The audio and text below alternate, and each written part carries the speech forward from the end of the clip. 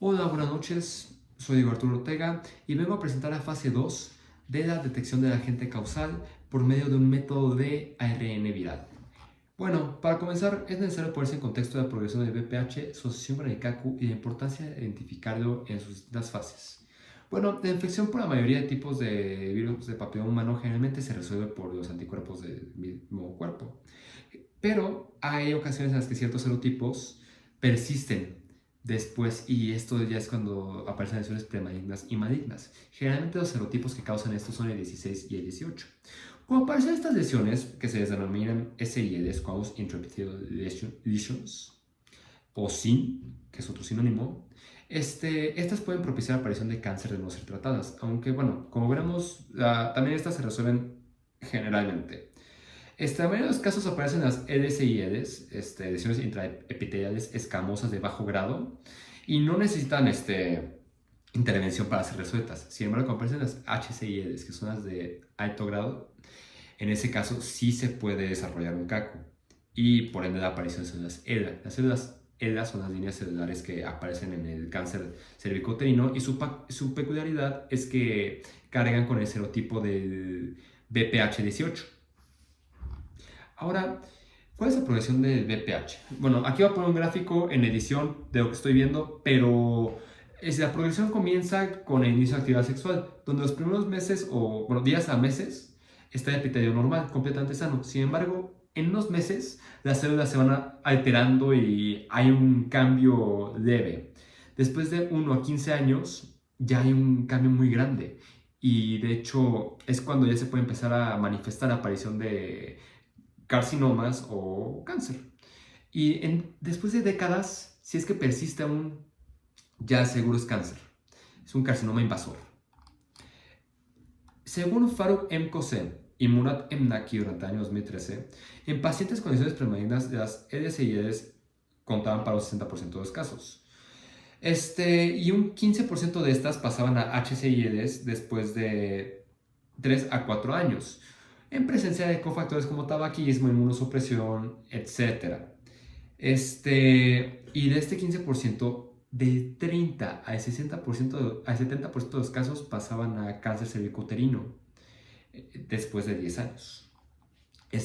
Aquí hay una tabla bastante larga en este documento que también pone más en contexto sobre las etapas de cáncer cervicouterino, pero se saltará al resumen de esta primera sección y a la conclusión, que es de que sí, el agente causal del VPH sí es de riesgo oncogénico en los serotipos de mayor riesgo que también está en el documento, que en su mayoría son el 16 y el 18. Entonces sí presenta un riesgo oncogénico una vez que se pasa a las HCIs. Ahora, ¿cuál es el RT-PCR y su fundamento teórico, que es la técnica de detección que elegimos? El RT-PCR consiste en la codificación de una cadena de ADN a partir de una hebra de ADN a partir de una hebra de ARN mensajero viral obtenida del paciente. Posteriormente, esta muestra de ARN viral se desnaturaliza por medio de uso de altas temperaturas a 70 grados. Hay que recordar que es ARN, entonces va a tener un punto de desnaturaliza a menores temperaturas que ADN. Esto es para estructuras secundarias exclusivamente, no para la hebra.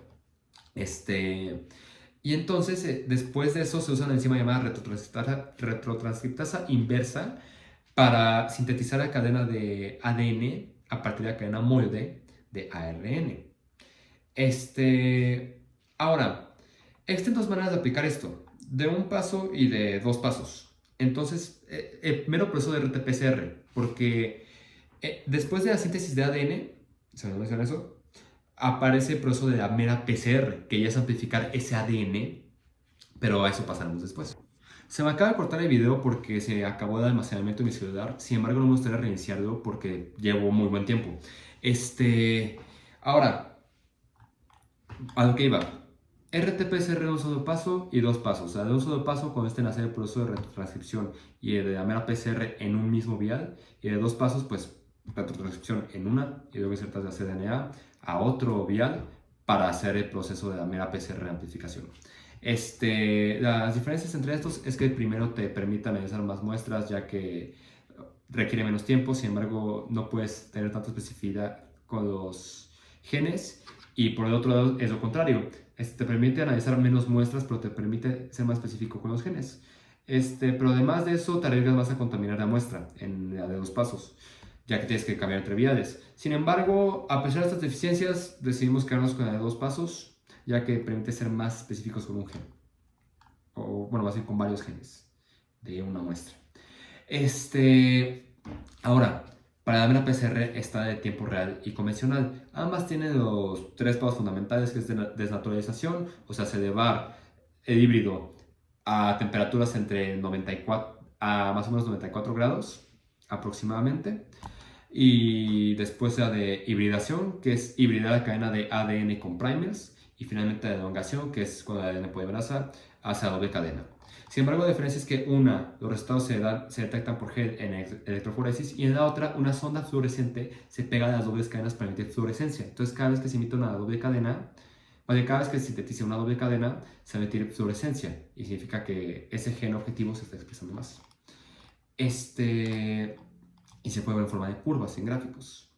Ahora, la comparación con el mecanismo de la célula y la técnica, el tema es que la célula no hace retranscripción inversa. Entonces, con lo que se puede comparar principalmente es con los retrovirus, con el VPH, el sarcoma de Rose o el VIH, y entre otros.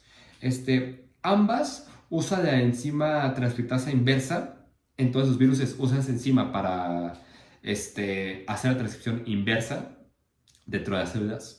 Y la RT-PCR pues usa esa misma enzima, sin embargo lo hace con una hebra de ARN en lugar de con una célula. Claro, con una muestra tomada en paciente. Ahora, para el proceso para realizar a QRT-PCR, ya lo describí en la mayor parte. Entonces, al principio hace el mero proceso de retranscripción con la retrotranscriptasa inversa. Obtienes la hebra de ADN, obtienes el híbrido, luego hace el mero proceso de PCR, que consiste en desnaturalizar la unión entre ADN y ARN a temperaturas de aproximadamente 94 grados para quedarte con la cadena, y después de eso usar primers como digo de Ts u otros aleatorios y de NTPs para de esa manera conseguir amplificación de la cadena de ADN. Y como dije, por cada doble cadena de ADN que se logre sintetizar, va a haber más fluorescencia. Entonces, una vez que se tiene esta fluorescencia y una vez que se obtiene estos resultados, ¿cómo se interpretan? Bueno, ahora interpretar una muestra de qPCR es importante tener en cuenta los controles positivos y los controles negativos, porque estos van a funcionar antes de que sea una muestra para saber si está funcionando la prueba. Entonces, los controles positivos van a arrojar una expresión del gen. Puede ser incluso ADN plasmídico de VPH, como es en nuestro caso.